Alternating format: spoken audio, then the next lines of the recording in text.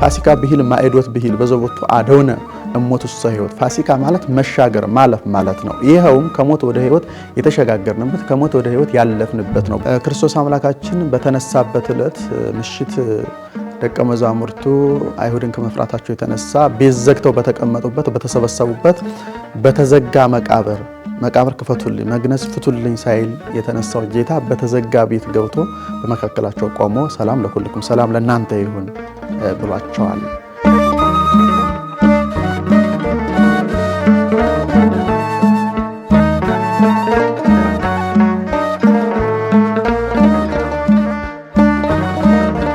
በስመ አብ ወወልድ ወመንፈስ ቅዱስ አሐዱ አምላክ አሜን። ክርስቶስ ተንሥአ እሙታን በአቢይ ኃይል ወስልጣን አሰሮ ለሰይጣን አጋዞ ለአዳም ሰላም እምይእዜሰ ኮነ ፍስሐ ወሰላም። የተወደዳችሁና የተከበራችሁ የእግዚአብሔር ቤተሰቦች የአምላክ የወላዲተ አምላክ የድንግል ማርያም የመስቀል ስር ያደራ ልጆች የጻድቃን የሰማዕታት የቅዱሳን መላእክት ሁሉ ወዳጆች በሀገር ውስጥም ከሀገር ውጭም ያላችሁ ኦርቶዶክሳውያንና ኦርቶዶክሳውያት ሁላችሁ በእግዚአብሔር ስም ሰላም እላችኋለሁ። እንኳን ለብርሃነ ትንሣኤው አምላካችን እግዚአብሔር በሰላምና በጤና አደረሰን አደረሳችሁ። እንግዲህ እግዚአብሔር አባታችን ቸር ስለሆነ በቸርነቱ 55ቱን የጾም ቀናት በሰላም አሳልፎ ብርሃነ ትንሣኤውን እንድናይ አድርጎናል። ይህም የእግዚአብሔር ቸርነት ነው። ምእመናን እዚህ ጋር ማስተዋል ያለብን እግዚአብሔር ምን ያህል ቸር እንደሆነ ነው። ቸርነቱ በቃላት ከመነገር በላይ ነው።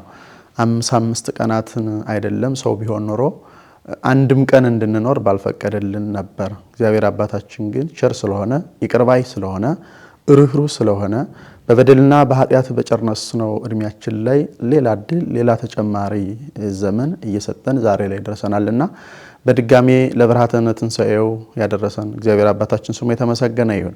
እንግዲህ በቆይታችን የምናያቸው ጉዳዮች አሉ። ይሄውም በተለይ ከትንሣኤው ጀምሮ በዚህ በሰሙነ ትንሣኤው ያሉ ዕለታት በቤተክርስቲያናችን አስተምሮ የየራሳቸው ስያሜና ታሪክ ሀተታ መልእክት አላቸውና እነሱን እያነሳን አብረን እንቆያለን። ሰላም እግዚአብሔር ከሁላችን ጋር ይሁን። እንግዲህ ትንሣኤ ትልቅ በዓል ነው በቤተክርስቲያናችን። ትንሣኤ የሚለው ቃል የግዕዝ ቃል ነው። ተንሥአ ተነሳ፣ ትንሣኤ መነሳት ነው። ቤተክርስቲያናችን የክርስቶስን ትንሣኤ ትሰብካለች፣ ትናገራለች፣ ታስተምራለች። ስለዚህ በዓለ ትንሣኤ በቤተክርስቲያናችን ሰፊ መልእክት የሚተላለፍበት ደግሞ ሰፊ ምስጢር የያዘ ትምህርት የሚሰጥበት ነው በዓለ ትንሣኤ። ቅዱስ ጳውሎስ በቆሮንቶስ መልእክቱ አንደኛ ቆሮንቶስ ምዕራፍ 15 ሲናገር ስለ ትንሣኤ በተለይ የክርስቶስን ትንሣኤ ማስረጃ አድርጎ ስለ ትንሣኤያችን በሰፊው ያትታል፣ በሰፊው ይናገራልና አሁን ግን ክርስቶስ ላንቀላፉት በኩራት ሆኖ ከሙታን ተነስቷል ይላል። ላንቀላፉት በኩራት ሆኖ ከሙታን ተነስቷል። በኩራት ማለት መጀመሪያ ወይም ጀማሪ ማለት ነው። ክርስቶስ አምላካችን የትንሣኤያችን ጀማሪ ስለሆነ ላንቀላፉት በኩራት ሆኖ ተነስቷል ይላል። ላንቀላፉት ማለት ለሞቱት ማለት ነው። ሞት በእንቅልፍ ተመስሏል። በሐዲስ ኪዳንም በብሉይ ኪዳንም ይህ ታሪክ ተመዝግቦ እናገኘዋለን። ምክንያቱ ደግሞ ያንቀላፋ ወይም ደግሞ የተኛ እንደሚነሳው ሁሉ የሞተው የሰው ዘር ሁሉ ስለሚነሳ በእንቅልፍ ተመስሎ እናገኘዋለንና የትንሣኤያችን አስረጂ የትንሣኤያችን ጀማሪ ክርስቶስ አምላካችን ስለሆነ ላንቀላፉት በኩራት ሆኖ ተነስቷል ይላል። በነገራችን ላይ ትንሣኤ የምናምነው ግን ደግሞ በተስፋ የምንጠብቀው ነው። የምናምነው ክርስቶስ አምላካችን ተነስቶ ስላረጋገጠልን አሁን እኛ ክርስቲያኖች ሁላችንም እርግጠኞች ነን። ሞተን እንደማንቀር ፈርሰን በስብሰን እንደማንቀር ክርስቶስ ሲመጣ እንደምንነሳ አፋችን ሞልተን መናገር እንችላለን። ለምን? ባህሪያችንን ባህሪ አካላችን አካል ያደረገው ክርስቶስ አምላካችን ተነስቶ ስላሳየን ስላረጋገጠልን ማለት ነው። ለዚህ ነው በሃይማኖት ጸሎታችን ላይ ወንሴፍ ወትንሣኤ ሙታን የሙታንን ትንሣኤ ተስፋ እናደርጋለን እንላለን። ተስፋ የምናደርገው ስላልተፈጸመልን ነው። የምናምነው ደግሞ ክርስቶስ አምላካችን ተነስቶ ስላረጋገጠልን ነው ማለት ነውና በዓለ ትንሣኤ በጣም ጥልቅ ይዘት ያለው የቤተክርስቲያናችን የደስታ በዓል ነው። ከዚህ ጋር ተያይዞ እንግዲህ ከዕለታቱ በዚህ በሰሙነ ትንሣኤ በትንሣኤ ሳምንት ያሉ ዕለታት ከሰኞ ጀምሮ ያሉት ዕለታት የየራሳቸው ስያሜ አላቸው። እንግዲህ መጀመሪያው የምናየው ሰኞ ነው። ሰኞ ሰኑይ ማለት ነው። የተሻለ ትርጉም ያለው ግዕዙ ነው። ሰኑይ ማለት ሁለተኛ ቀን ማለት ነው እና ሰኞ የምንለው በልማድ እንግዲህ ሰኑይ ለማለት ሰኞ እያልን እንጠራለን እንጂ ሰኑይ የሚለው ነው ትክክለኛ የቀኑን ትርጉም የሚገልጽልን። ሰኑይ ማለት ሁለተኛ ቀን ማለት ነው። አንደኛ ቀን እሁድ ነች፣ ሁለተኛው ቀን ሰኑይ ይባላል እና ዕለተ ሰኑይ ወይም በተለምዶ ሰኞ የምንለው ማዕዶት ተብሎ ይጠራል ወይም በዚህ ስም ይታወቃል። በሌላ በኩል ቤተክርስቲያናችን ይህንን ዕለት ጸአተ ሲኦል ብላም ተጠራዋለች። እያንዳንዳቸውን ለማየት እንሞክራለን እንደ እግዚአብሔር መልካም ፈቃድ። ማዕዶት የሚለው ቃል የግዕዝ ቃል ነው። አደወ ተሻገረ አለፈ የሚል የግዕዝ ግስ አለ። ከዚያ ማዕዶት የሚል ቃል ይወጣል።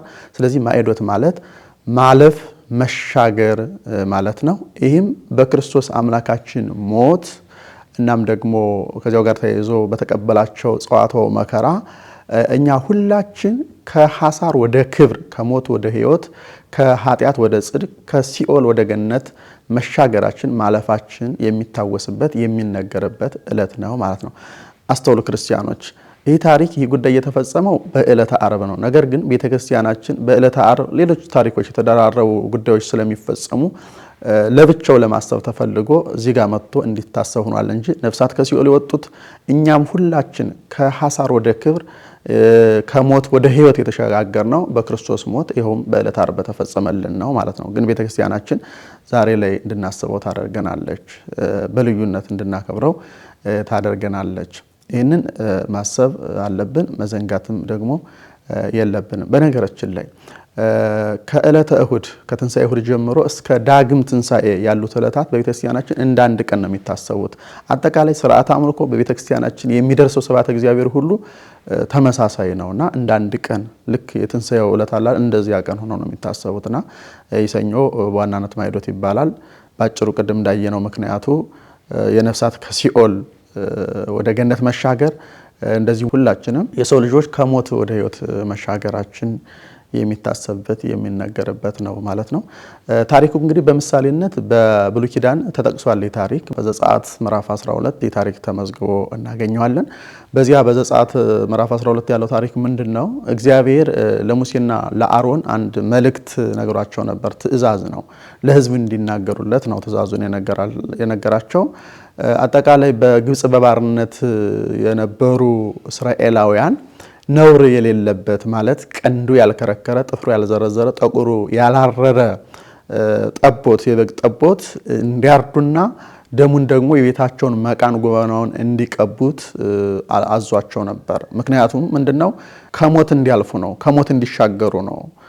የግብፃውያንን በኩራቸውን መልአከ ሞት ባጠፋ በገደለ ጊዜ ከዚያ እንዲያልፉ ከዚያ እንዲያመልጡ የተነገረ ትእዛዝ ነው። በዚህም ምክንያት እንግዲህ ፈርዖን አልለቅም በማለቱ 9 መቅሰፍት እና ደግሞ 10ኛው ሞተ በኩር የምንለው ነው። በግብፃውያን ቤት በእያንዳንዱ ቤት ሞት ገብቷል። ከሰው እስከ እንስሳ ድረስ በኩር የሆነው ሞቷል። ያ ሞት ግን ወደ እስራኤላውያን ቤት አልገባም። እስራኤላውያን ያን የበጉን ጠቦት አርደው መቃኑን የቤታቸውን መቃንና ጉበናውን ቀብተው ስለነበር ያን ምልክት አድርጎ እያለፈ የግብፃውያኑን በኩር ያጠፋ ይገድል ነበር እና ፋሲካ ተብሏል። ያ በጉ ራሱ ፋሲካ ተብሏል። ምክንያቱም ከሞት ያመለጡበት ከሞት ያለፉበት ስለሆነ። ይህ ከሆነ በኋላ በጣም በግብፃውያን በእያንዳንዱ ቤት ልቅሶ፣ ሐዘን ገባ፣ ሞት ገባ። ፈርዖን ያ ህዝብ አለቅም ያለው ህዝብ እንዲወጣለት ፈለገ። ግብፃውያንም ራሱ ቶሎ እንዲወጡላቸው እያቻኮሉ ነው እንዲወጡላቸው ያደረጉ። ወጡ በሙሴ መሪነት። በኋላም ባሕረ ኤርትራን በሙሴ አማካኝነት ከፍለው ተሻግረው ምድረ ርስት ገብተዋል። ይህ ምሳሌ ነው ክርስቲያኖች። እንግዲህ በጉ የወልደ እግዚአብሔር ምሳሌ ነው። እንግዲህ ጠጉሩ ያላረረ፣ ቀንዱ ያልከረከረ፣ ጥፍሩ ያልዘረዘረ ንጹህ በግ ተብሏልና ነውር የሌለበት ተብሏልና ክርስቶስ አምላካችንም ንጹሐ ባህሪ መሆኑን ያሳየን። በሌላ በኩል ደግሞ ሞት የቤታቸውን መቃና ጉበኑ ወደ ቀቡት እስራኤላውያን አልገባም ብለናል። ዛሬም ቢሆን ስጋውን ደሙን ወደሚቀበሉ ክርስቲያኖች ሕይወት ሰይጣን መግባት አይችልም፣ መድረስ አይችልም። ከጫፋቸው ስጋውንና ደሙን ከሚቀበሉ ምእመናን ምስጢር እሱን ያሳያል። በሌላ በኩል ሙሴ ወልደ እግዚአብሔር ምሳሌ ነው። ፈርዖን የዲያብሎስ ምሳሌ ሲሆን ሰራዊቱ ደግሞ የአጋንንት ምሳሌዎች ናቸው። ባሕረ ኤርትራ የባሕረ ሲኦል ምሳሌ ነች። በበትሩ ነው ባሕረ ኤርትራን ከፍሎት በትሩ የበትረ መስቀል ምሳሌ ነው ማለት ነው። ስለዚህ ይህ ምሳሌውን ካየን እንግዲህ እስራኤላውያን በሙሴ መሪነት በኤርትራን ከፍለው ተሻግረው ምድረ በዳ እንደገቡ ሁሉ እኛም ሁላችን በክርስቶስ ኢየሱስ መሪነት ባሕረ ሲኦልን በመስቀል ትርግዛው እየቀዘፈ ሁላችንን ከሞት ወደ ሕይወት እንዳሻገረን የምናስብበት ነው ማለት ነውና እዚያ ጋር ስንመጣ እንግዲህ ፋሲካ የሚለው ማለፍ መሻገር ነው። እንደውም ቅዱስ ያሬድ ፋሲካ ብሂል ማዕዶት ብሂል በዘቦቱ አደውነ እሞት ውስተ ሕይወት፣ ፋሲካ ማለት መሻገር ማለፍ ማለት ነው። ይኸውም ከሞት ወደ ሕይወት የተሸጋገርንበት ከሞት ወደ ሕይወት ያለፍንበት ነው ብሎ ፋሲካና ማዕዶት የሚለው ተመሳሳይ ትርጉም እንዳለው ይገልጥልናል ማለት ነውና ማዕዶት ከሞት ወደ ሕይወት መሻገራችንን የምናስብበት ድንቅ ዕለት ነው። በምሳሌነት እንዳየነው እስራኤላውያን በፋሲካው በግ ከሞት እንዳለፉ እንደተሻገሩት ሁሉ ያ ምሳሌ ሆኖ የተቀመጠው ሁላችንም የሰው ዘሮች ከሞት ወደ ሕይወት የምንሻገር መሆኑን የሚያሳይ የተቀመጠ ምሳሌ የተቀመጠ ምልክት ነበር ማለት ነው። ቅዱስ ጳውሎስ ስለዚህ ነው በአንደኛ ቆሮንቶስ ምዕራፍ 7 ቁጥር 5 ላይ አሮጌውን እርሾ አስወግዱ ይልና ፋሲካችን ክርስቶስ ታርዷልና ይላል። ልብ በሉ፣ ፋሲካችን ክርስቶስ ታርዷል። ፋሲካ ማለፍ መሻገር ነው ካል መሻገሪያችን ማለፊያችን ክርስቶስ ተሰቅሎልናልና አሮጌውን እርሾ ማለት ክፋትና ኃጢአትን ከውስጣችሁ አስወግዱ እያለን ነው። ስለዚህ የመጀመሪያው ዕለት ሰኞ ማዕዶት ይባላል ማለት ነው። እንግዲህ ለኛ ሕይወት ያለው መልእክት ምንድነው ነው? አሁን ማለፍ መሻገር ካል የወጣንበት ነገር አለ ማለት ነው። አሁን ከሞት ወጥተናል፣ ከኃጢአት ወጥተናል፣ ከኃጢአት ተለይተናል። ይሄውም በክርስቶስ ሞት ነው። ስለዚህ ክርስቲያኖች ከሞት ከወጣን ከሞት ከተለየን ከኃጢአትም ከወጣን ተመልሰን ወደ ወጣንበት ጉድጓድ መግባት የለብንም። ተመልሰን በኃጢአት መያዝ የለብንም። ከዚህ ይሄን እንማራለን። ተሻግረናል። ለምንድን ነው ወደ ኋላ የምንመለሰው? ወደ ኋላ መመለስ የለብንም። አሮጌውን እርሾ አስወግዱ እንዳለው አሮጌውን የተባለውን ኃጢአትን ክፋትን ማስወገድ አለብን። ከእግዚአብሔር የቀረ ምንም ነገር የለ። ከእግዚአብሔር የሆነ ሁሉ ሆኖልናል፣ ተደርጎልናል። አሁን የኛ ድርሻ ነው የሚቀረው። እኛ ደግሞ ድርሻችንን መወጣት አለብን። የተሰጠንን ሕይወት፣ የተሰጠንን መዳን፣ የተሰጠንን ጽድቅ መጠበቅ ይኖርብናል ማለት ነው። ስለዚህ የመጀመሪያው ዕለት በዚህ መልኩ የሚታይ ነው። ሁለተኛው ማክሰኞ ነው። ማክሰኞ ማለት ማግስተ ሰኞ እንደማለት ነው። የሰኞ ማግስት ማለት ነው። እሱ ደግሞ ቶማስ ተብሎ ተሰይሟል፣ ወይም ቶማስ ተብሎ ይጠራል። ማክሰኞ፣ የትንሣኤ ማክሰኞ። እንግዲህ ይህም ጉዳይ በነገራችን ላይ የተፈጸመው በዳግም ትንሣኤ የተፈጸመ ታሪክ ነው። ይህም በቅዱስ ዮሐንስ ወንጌል ምዕራፍ 20 ከቁጥር 24 ጀምሮ ታሪኩ ተመዝግቦ እናገኛለን። ምንድነው የሆነው? ክርስቶስ አምላካችን በተነሳበት ዕለት ምሽት ደቀ መዛሙርቱ አይሁድን ከመፍራታቸው የተነሳ ቤት ዘግተው በተቀመጡበት በተሰበሰቡበት በተዘጋ መቃብር ክፈቱልኝ፣ መግነዝ ፍቱልኝ ሳይል የተነሳው ጌታ በተዘጋ ቤት ገብቶ በመካከላቸው ቆሞ ሰላም ለኩልኩም፣ ሰላም ለእናንተ ይሁን ብሏቸዋል። ከዚያም በኋላ ወአርአዮሙ እደዊሁ ወእገሪሁ ይላል። የተሸከነከሩ እጆቹንና እግሮቹን አሳያቸው፣ እነሱም ደስ አላቸው ይላል ደቀ መዛሙርቱ። ይህ በሆነበት ጊዜ ግን ከ12ቱ ሐዋርያት አንዱ የነበረው ቶማስ አልነበረም በሰዓቱ እና ቶማስ ሲመጣ ነገሩት፣ ጌታ እንደተነሳ እንዳዩት እና ደስ እንዳላቸው ነገሩት። በዚህ ጊዜ ቶማስ እኔ ካላየሁ አላምንም ነው ያላቸው። በጭራሽ ካላየሁ አላምንም አላቸው። በኋላ አሁን ዳግም ትንሣኤ ብለን መጨረሻ ላይ የምናየው በሁለተኛው ሰንበት ቶማስ ስላላየ እንደዚሁ ቤት ዘግተው በነበሩበት ተገልጦ ለሁለተኛ ጊዜ ቶማስን ና እጅህን አምጣ፣ የተወጋ ጎኔን ዳስህ እያረጋግጥ፣ የተቸነከሩ እጆችን እግሮችንም ተመልከት አለው። አየ፣ አረጋገጠ።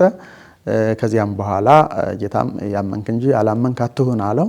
ጌታዬ አምላኬ ብሎ አምኖ ምስክርነቱን ሰጥቷል ማለት ነውና የሁለተኛው ቀን ማክሰኞ በቶማስ ስም ተሰይሞ እናስበዋለን ማለት ነው። ምክንያቱ እንግዲህ ቶማስን በሁለት መንገድ የሚያዩ ሊቃውንት አሉ። አንደኛው የቶማስ ደካማ ጎኑን የሚያመለክቱን ናቸው። ቶማስ ከሰዱቃውያን ወገን ስለሆነ ሰዱቃውያን ደግሞ ትንሣኤን ስለማይቀበሉ ትንሣኤን ስለማያምኑ ያ ሰዱቃዊነቱ ስላለቀቀው ነው። ከሰዱቃዊነት ሐሳብ ስላልተፋታ ስላልወጣ ነው ትንሣኤውን አልቀበልም ካላየው ብሎ ያለው የሚሉ አሉ። በሌላ በኩል ደግሞ እውነቱን ነው፣ እንዲያውም ለክርስቶስ ካለው ፍቅር የተነሳ ነው፣ ለፍቅሩ ስለሚሳሳ ነው፣ መንፈሳዊ ቅናት አነሳስቶት ነው። ደግሞስ ሌሎቹ ቅዱሳን ሐዋርያት አየን ብለው ሲያስተምሩ እሱ ሰማሁ ብሎ ሊያስተምር ነው ወይ? ስለዚህ ልክ ነው፣ ምክንያታዊ ነው። ትንሣኤውን በድጋሚ እንዲገለጥ አድርጓል። ብለው በበጎ የሚጠቅሱት አሉ። ዞሮ ዞሮ አምላካችን እግዚአብሔር ቶማስን እንግዲህ በትንሳኤው ቀስቅሶታል፣ አስነስቶታል ማለት ነው። ውስጡ በጥርጥር ሞቶ ስለነበረ ቅዱስ ያሬድ አንሳአኒ በትንሳኤ አንሳኝ እንዳለው ቅዱስ ቶማስ በክርስቶስ ትንሳኤ ካለማመን ወደ ማመን ከጥርጥር ወደ እምነት እንዲመጣ ሆኗል ማለት ነውና በቶማስ ተብሎ ይታሰባል ማለት ነው።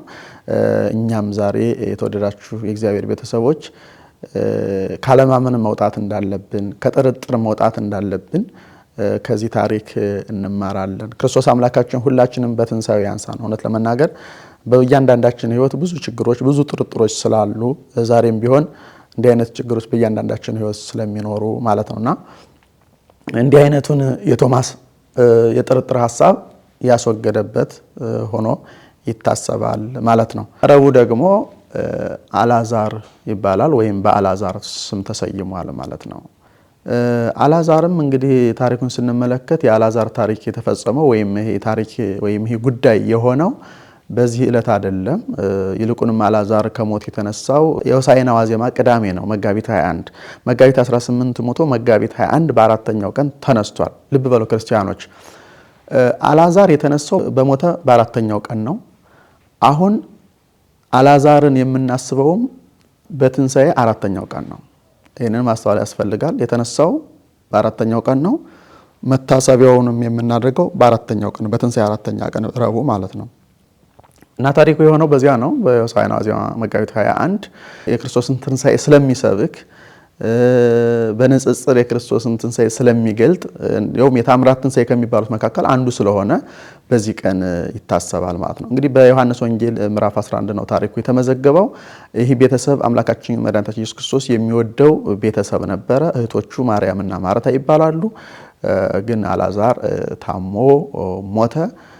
ክርስቶስ አምላካችን በሞተ በአራተኛው ቀን ሄዶ አስነስቶታል ማለት ነው። እና የአልዓዛር ትንሳኤ በቤተክርስቲያናችን የተአምራት ትንሳኤ ይባላል። አልዓዛር ይገርማቸዋል፣ ከተነሳ በኋላ እንደገና 40 ዘመን የመኖር እድል አግኝቷል። እድለኛ ሰው ነው አልዓዛር። 40 ዘመን ከኖረ በኋላ ተመልሶ ሞቷል። ስለዚህ በንጽጽር ካየን የክርስቶስና የአልዓዛርን ትንሳኤ በጣም ሰፊ ልዩነት ነው ያለው። አንደኛ አልዓዛር የተነሳው በራሱ ስልጣን በራሱ ኃይል አይደለም፣ በክርስቶስ ስልጣንና በክርስቶስ ኃይል ነው የተነሳው።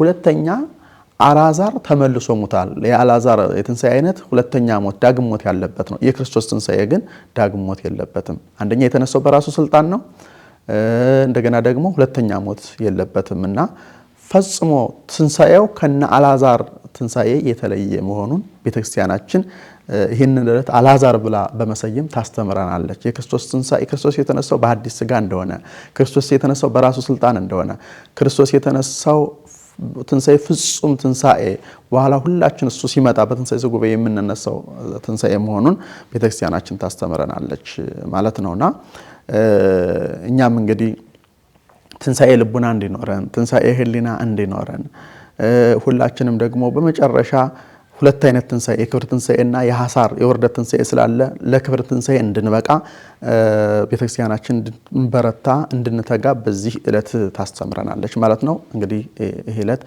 አልዓዛር ተብሎ ተሰይሟል። የአልዓዛርን ታሪክ በመተረክ የክርስቶስን ትንሳኤ ቤተክርስቲያናችን ተሰብካለች ማለት ነው።